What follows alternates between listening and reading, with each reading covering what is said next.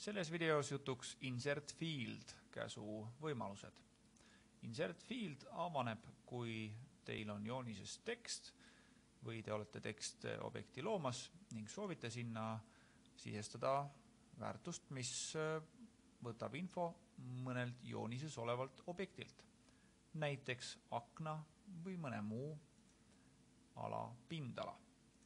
Pindala saamiseks on mul esmalt vaja siis see ala piiritleda ja kui vaikimisi on siin line objektid, siis need on kõik üksikobjektid, siis join käsuga on võimalik mul need jooned kokku liita. Kui jooned on kokku liidetud, saame siis polyline'i ja loomulikult näeme me ka pindala juba siin properties aknas. Aga kui ma soovin seda numbrit näha teksti kujul, näiteks suvalises kohas, kui ma nüüd kirjutan käsureale tekst, siis mul on võimalik sisestada siia tekst. Võin valida sellega siit ülevalt ribbon menüült, aga valin tekst, näitan kuhu tekst tuleb, täpsustan kui kõrge see tekst on, näiteks 150 ühikut, ning kas ta on mingi nurga all või on ta lihtsalt horisontaalselt. Ja kirjutan siia siis näiteks akna pindala ja selle asemel, et kirjutada siia nüüd siis seda numbrit, mida ma just properties aknas nägin, valin parema klahvi ning leian siit sellise funktsiooni nagu Insert Field. Insert Field, nagu öeldud, võimaldab teil siis sisestada automaatset informatsiooni mingisuguse objekti kohta või siis mõne muu parameetri kohta, mida on võimalik siit loetelust valida.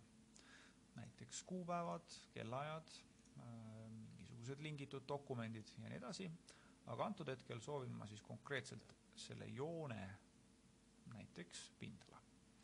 Siis selleks ma valin siit object, ehk siis soovin objekti kohta infot, valin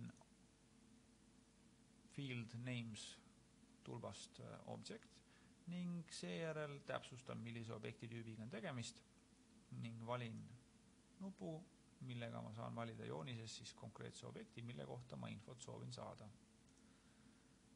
Valisin siis akna piirjoone ning avaneb võimalus, mida täpsemalt siis selle joone kohta on võimalik siia teksti lisada. Ja mina soovin lisada siit siis näiteks mitte pikkust, aga pindala. Ja saan ka täpsustada, kuidas ma seda pindala siis näha tahan. Siit on siis võimalik kiirelt üle liivistada kõik need parameetrid, et missugusel kujul täpsemalt, missuguse täpsusastmega ja nii edasi. Et juhul, kui te soovite näiteks nüüd millimeetrit konverteerida võib-olla mingitesse teistesse ühikutesse, siis on teil võimalik siia kirjutada ka mingisugune koefitsient nii-öelda. Näiteks. Nii, ja valides OK, näengi siis, et akna pindala on 1,2 ruutmeetrit. Ja kui ma nüüd peaksin seda objekti liigutama, siis on mul võimalik valida see tekst, teha siin sees korraks topeltklõps ja parema graafi alt leiate valiku Update Field. Iseenesest, kui te sulgete joonise, teete selle joonise lahti peale salvestamist või kasutate käsku RE ehk siis regen, siis uueneb ka see info automaatselt. Näiteks, nagu ma ütlesin, RE ehk siis regen uuendab siis seda teksti automaatselt. Nii, ja kordan seda funktsiooni siis, näiteks soovin näha mingi teise objekti infot. Hatch objekt on suurepärane tööriist igasuguste keerukamate pindalade väljavõtmiseks. Jällegi meil on see juba siin olemas, aga kui ma soovin lisada siia teksti, mis siis näitab katuse pindala.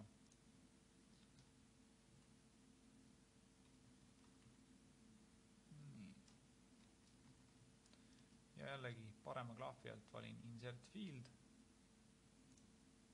ning juba tuttavat trajektoori pidi Field Category Objects, Object ja valin joonisest objekti, milleks seekord on hatch.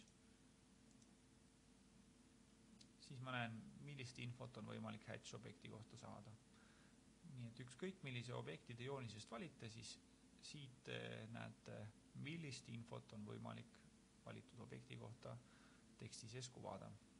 Ja jällegi kas siis pindala või siis mõni muu info, mis teile parasjagu vajalik võiks olla. Hetkel jätan ühikud nii-öelda siis ruutmillimeetrit.